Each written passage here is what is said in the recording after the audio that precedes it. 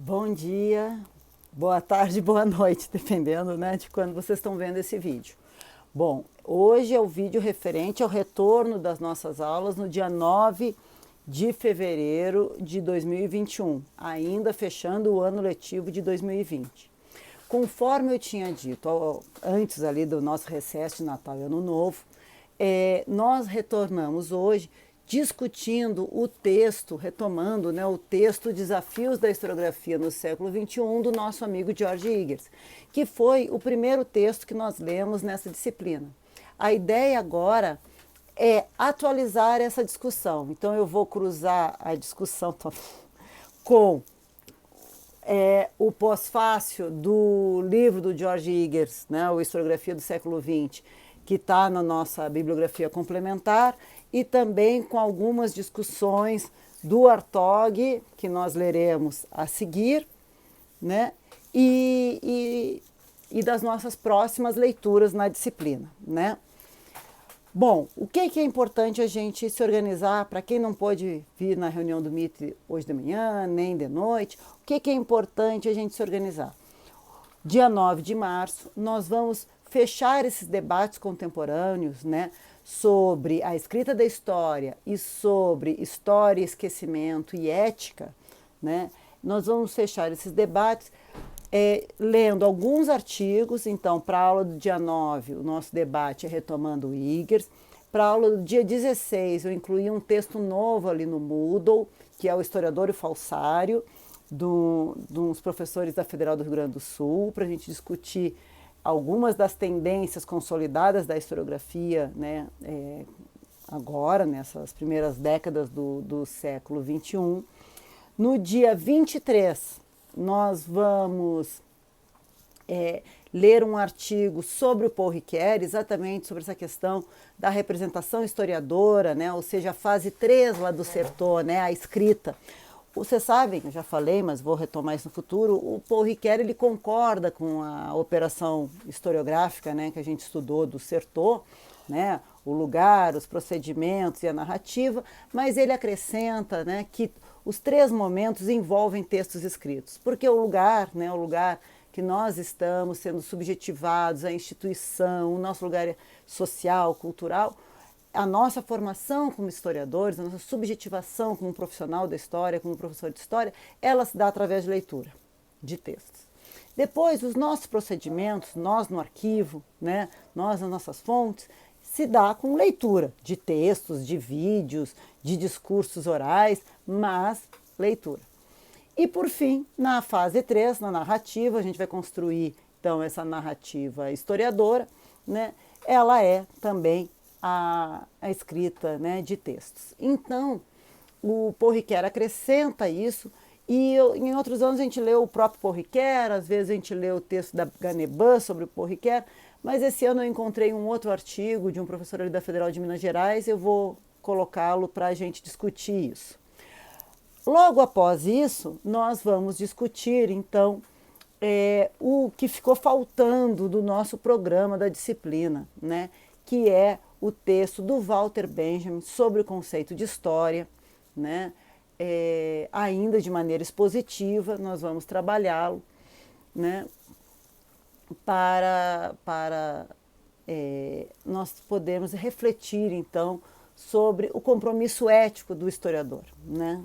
Vamos fechar com isso, vamos fechar discutindo um pouco a concepção de tempo do Benjamin e essa ideia do que é, então, a narrativa historiadora para o nosso amigo Benjamin. É um texto antigo, de 1940, mas que foi escrito bem sobre o impacto da ascensão do nazifascismo na Europa e a aliança, né, do pacto de não agressão entre Hitler e Stalin, né, o Ribbentrop-Molotov.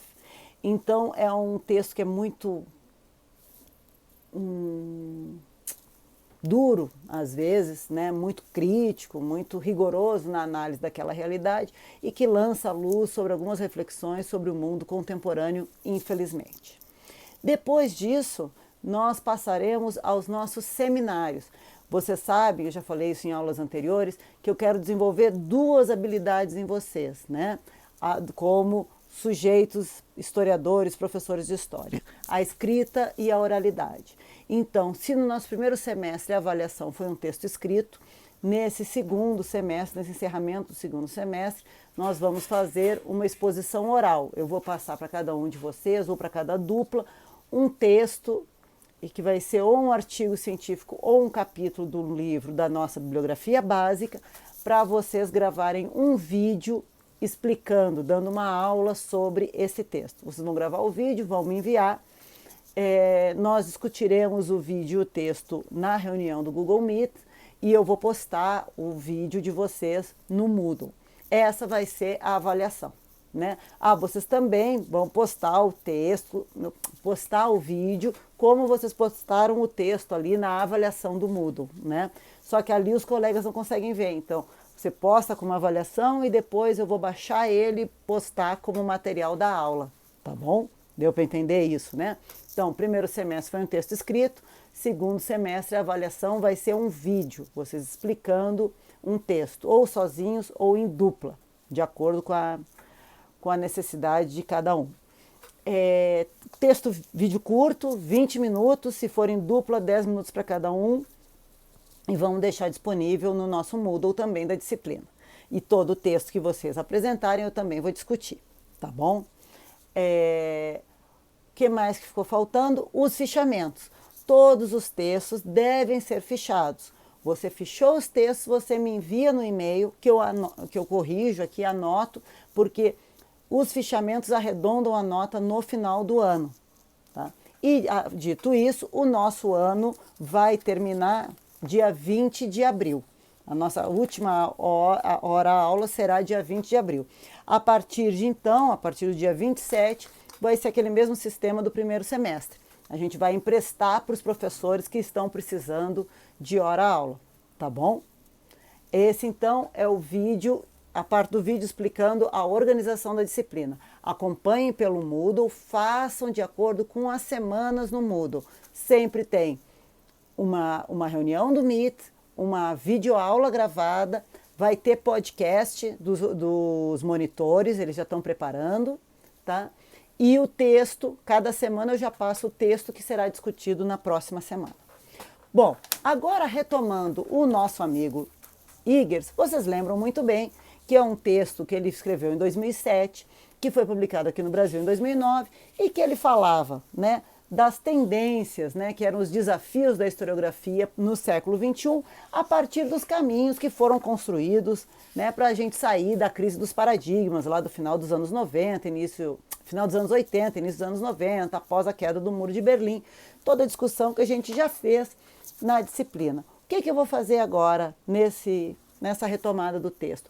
Atualizar, com base em outros textos, né, do nosso recém-falecido George Eggers e algumas reflexões do Hartog e também de outros autores que nós leremos nas próximas semanas, eu vou dar uma atualizadinha nesses debates do século XXI, seguindo a ordem do texto do Eggers.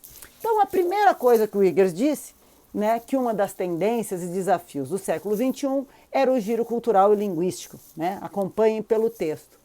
Bom, ele tinha esse debate, vinha desde a ideia do retorno da narrativa do nosso amigo Lawrence Stone, quando ainda nos anos 70 percebeu que os historiadores ingleses estavam largando, né, o predomínio dos métodos quantitativos, do economicismo e se voltando novamente a escrever narrativas. Bom, esse debate dos anos 70 de fato se consolidou e o giro linguístico não caiu naquela ameaça pós-moderna que o Eggers pensava na época, e ele mesmo reconhece isso no pós-fácil do livro dele, da Historiografia do século XX, e acabou que aquela crítica que ele chamava pós-moderno, o que ele considerava pós-moderno? Ele considerava uma total autonomia do discurso, um discurso que não se referia mais em nenhum aspecto da realidade. Era a crítica do Hayden White, né, uma crítica do início dos anos 70, de 72, 73, lá do Meta-História, que apontava que a narrativa histórica, por ser narrativa e usar tropos, né, seria então um ramo da literatura. Bom, a gente já leu o Certeau sobre isso, né? A gente já sabe que a história é um discurso misto, ou seja, ele é sim narrativo, ele se expande sim da mesma forma que uma narrativa ficcional, mas, por outro lado, ele tem como seu conteúdo, como seu enunciado, uma verdade, né? Uma verdade histórica, rigorosa, sempre parcial, sempre limitada pelas fontes, pelos conceitos, pelos procedimentos, mas uma verdade.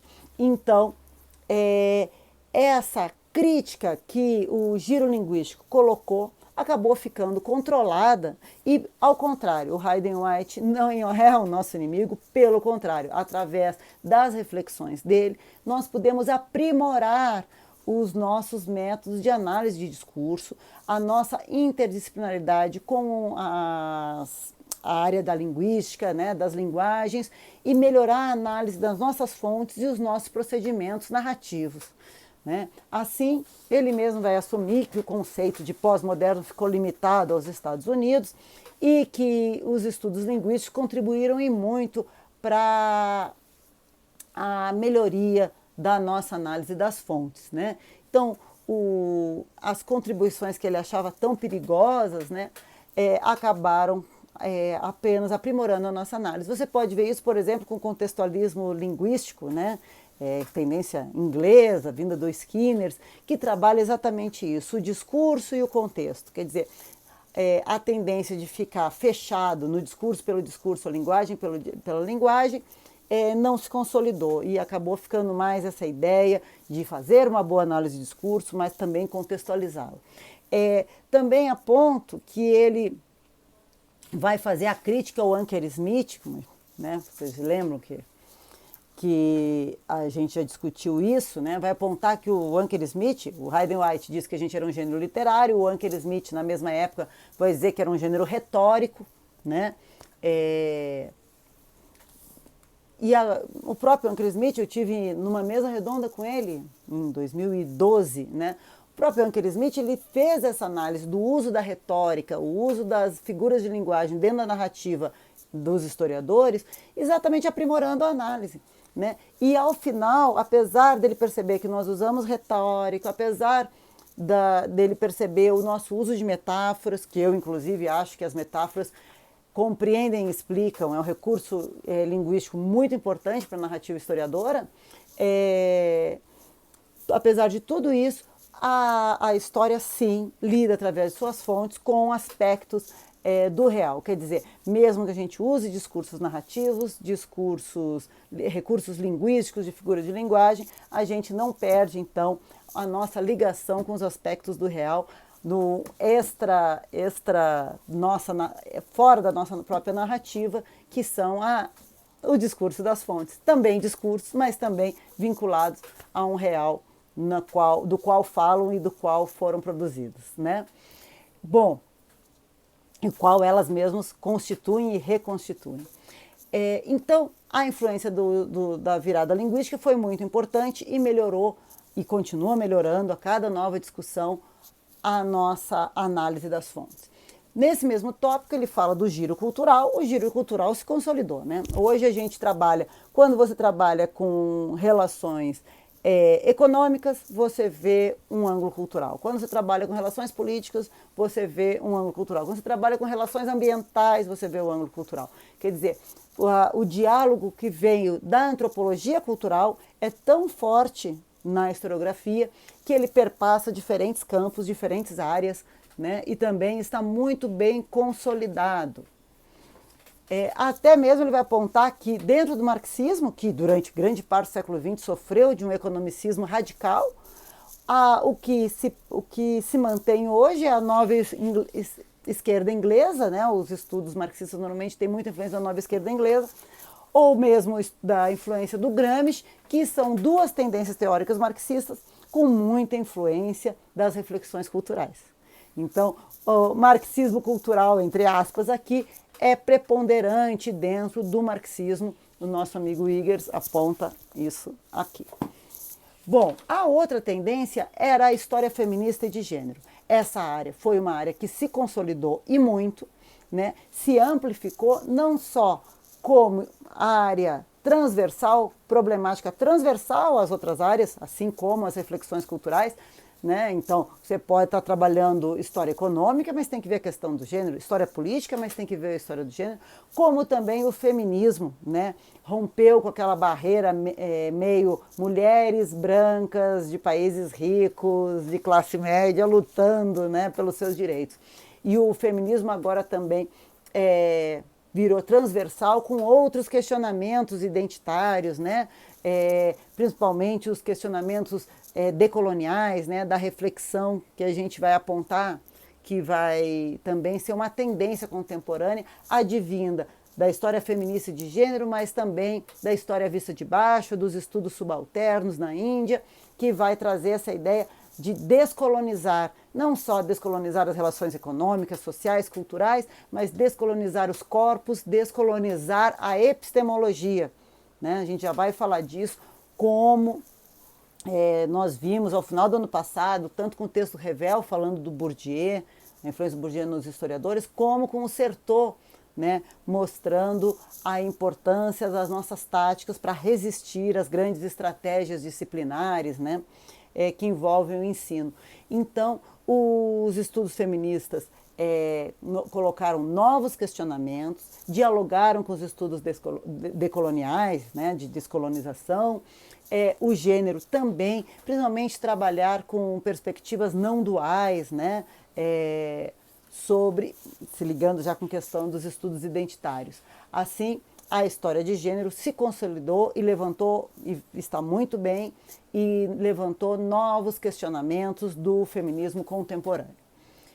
Bom, outro aspecto que ele vai apontar é a questão da história universal para a história global, né? Era o terceiro aspecto que ele apontava como desafio, e aqui a gente pode parar um pouco e falar um pouco mais. Vejam, a história universal é aquela história que se produz a final do século XVIII, durante todo o século XIX, que é o paradigma moderno de história, a Geschichte. É aquela história que vê como um processo único e coletivo de progressivo da humanidade, né? A história como o trilho do trem. E quem era nessa historiografia a locomotiva desse trem? A civilização europeia. A partir do momento que essa história universal se impõe, todas as outras civilizações do mundo, do presente, do passado e do futuro, viram somente o passado, viram estágios anteriores por onde o trem já passou, né? Viram povos primitivos, povos selvagens, povos bárbaros.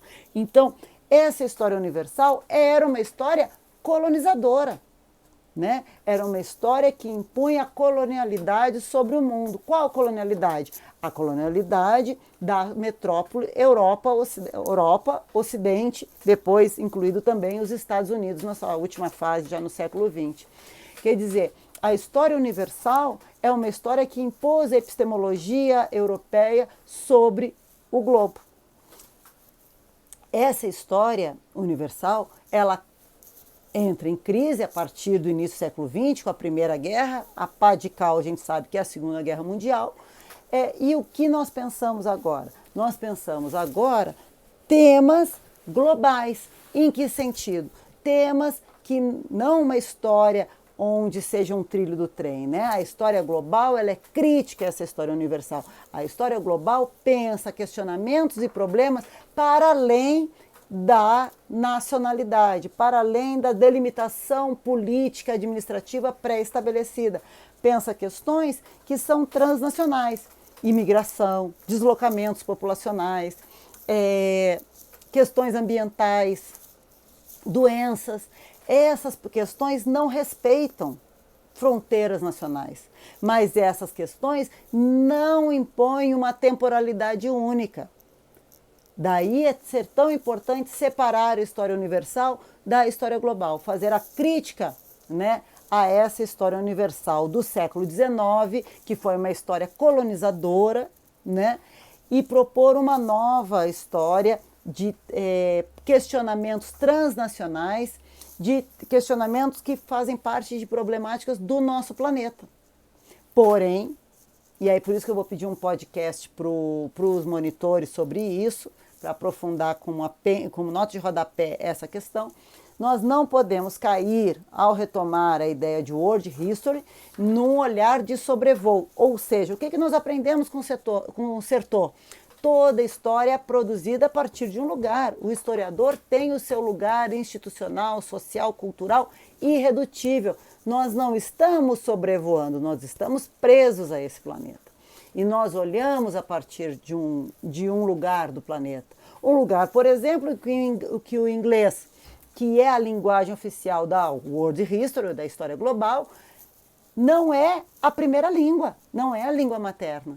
Então a gente não pode apagar esse lugar da produção da escrita historiadora, do lugar do historiador.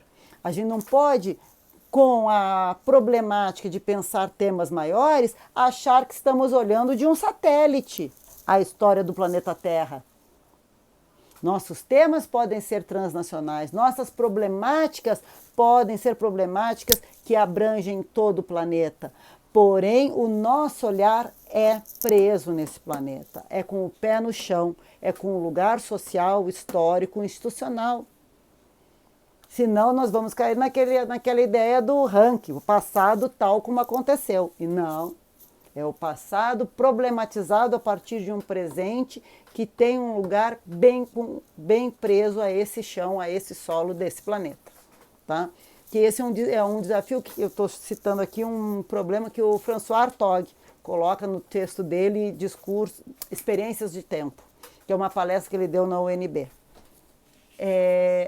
Bom, claro, então essas problemáticas globais são muito importantes. Eu vou falar separado da World History, da história global e da história da globalização, do mesmo jeito que o Igers tinha feito aqui no texto que a gente está usando como base, né? Continuando, ele vinha para o problema persistência dos nacionalismos. A persistência dos nacionalismos, na verdade, pode ser a persistência da reflexão crítica sobre o nacionalismo. Esse campo se ampliou na questão de estudar a invenção da identidade nacional. A partir das reflexões de gênero, de identidade, de etnia, todos esses vêm questionar como o endereço nacional foi construído, quais narrativas o legitimavam e silenciavam outras identidades possíveis, como esses endereços foram construídos de forma dual, de nós e o outro, os nativos e os de fora, os normais e os patológicos. Quer dizer, a reflexão identitária não se furta a discutir a invenção das nacionalidades, a invenção e a construção das identidades. Pelo contrário, tornou esse debate plural, né? Trabalhando com o rompimento das dualidades e com a invenção das identidades duais, relacionais, entre elas as nacionalidades, mas passando também por etnia, gênero. Também é muito importante na reflexão identitária exatamente os estudos decoloniais, aqui também, né?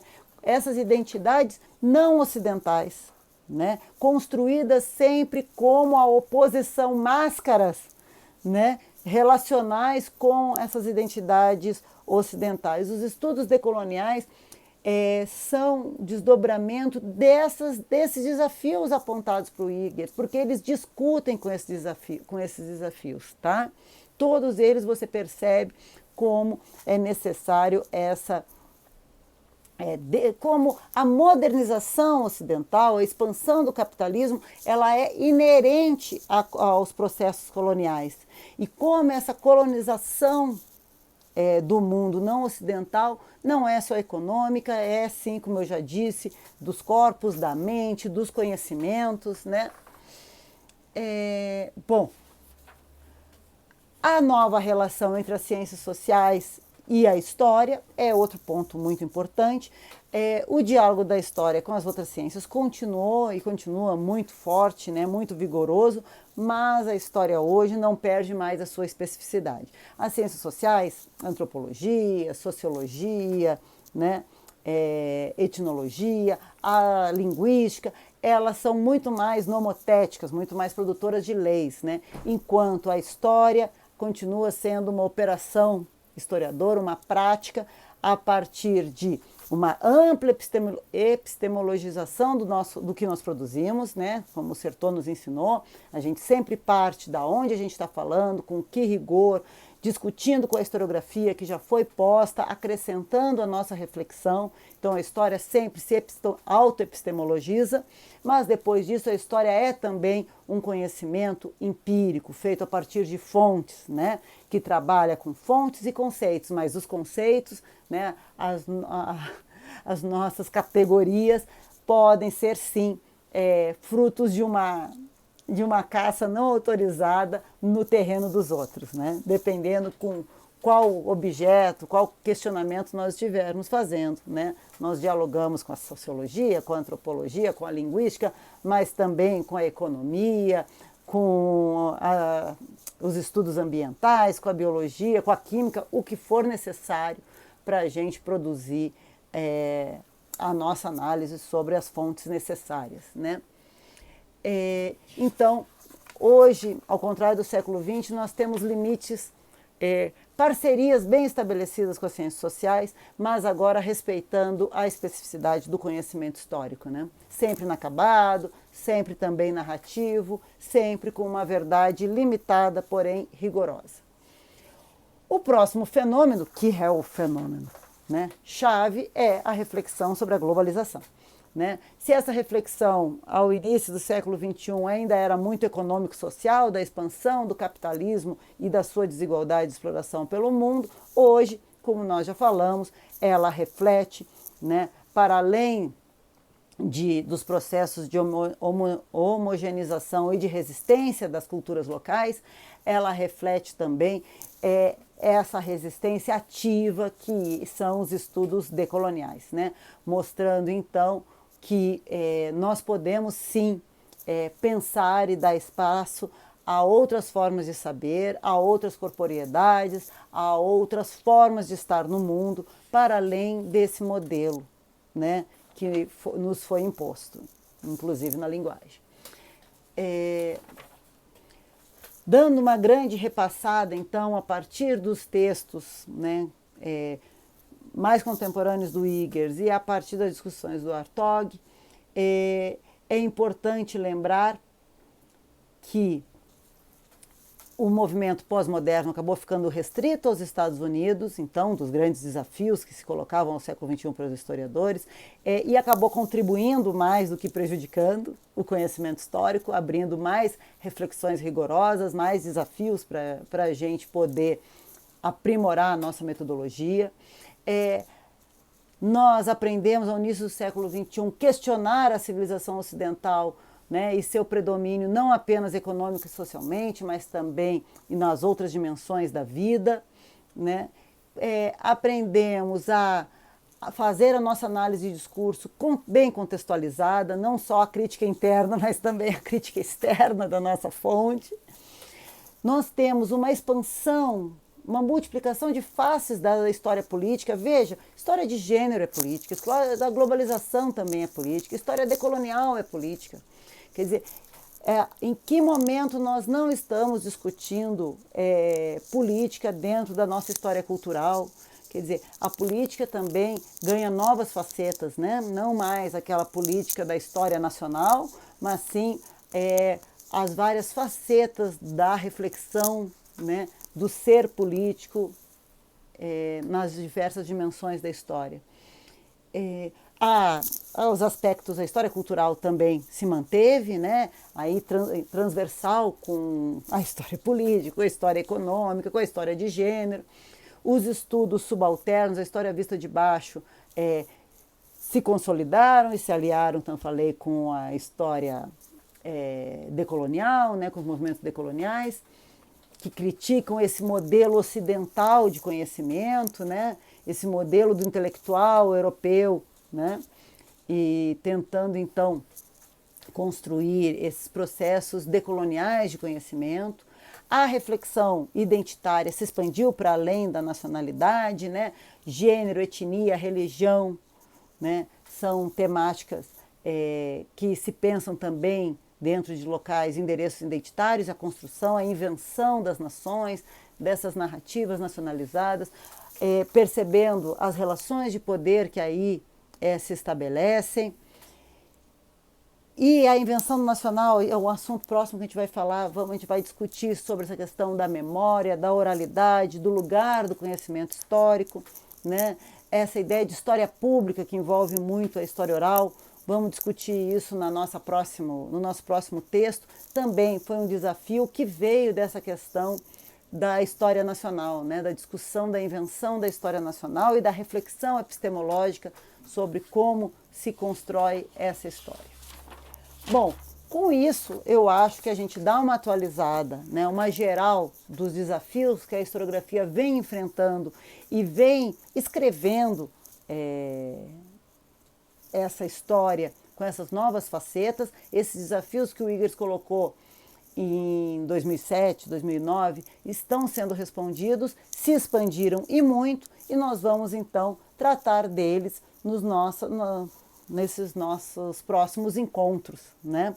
Vamos começar com o historiador e o falsário, que é o texto da aula que vem, discutindo verdade em história, discutindo testemunho, discutindo historiografia, né? As interfaces entre memória e história, entre historiografia e discurso testemunhal no espaço público.